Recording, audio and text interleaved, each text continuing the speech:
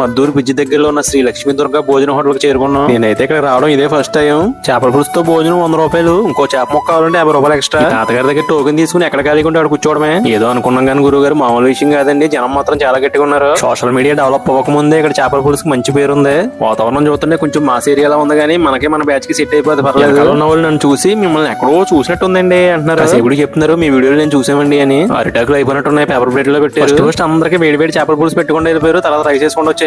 మొదలు దోసకాయ పత్రి వేసారు, తినేసారు. రైస్ మధ్యలో గుంట చేసి అందులో చేపల పులుసు మొత్తం పోసాను. కాంక్రీట్ మిక్చర్ కలిపినట్టు చేపల పులుసు మొత్తం ఒకేసారి కలిపేశాను. అలా చేప నుంచి ఒక మొక్క తీసుకుని ముళ్ళుంటే ఏరుకుని ముద్దలోకి అలా పెట్టుకుని తింటాం మొదలెట్టాను. సప్ సప్ సప్ అని 4 ముద్దలు వరుసగా తిన్నాను ఇంకా నాన్ స్టాప్ గా. గురుగారు పులుసు టేస్ట్ మాత్రం బాగుందండి. నిజంగా ఏ మాత్రం ఇబ్బంది పడకుండా చాలా ఫ్రీగా తినేచ్చు. చేప మొక్క కావాలంటే కొనుక్కోవాలి కానీ పులుసుకు మాత్రం కొరువు ఉండదండి. ఎంత కావాలో అంత పోతారు. పోసుకుంటే వెళ్ళిపోతున్నారు సాంబార్ పోసినట్టు. అక్క కొంచెం రైస్ ఇవ్వను, అందుకే చిన్న స్మైల్ ఇచ్చింది ఆవిడ. ఏ రోడ్ లో ఇంకో 3 హోటల్ చూసాను చేపల కూరతో భోజనం. వాటిలో ఇంతకన్నా బెటర్ టేస్ట్ ఉండొచ్చు.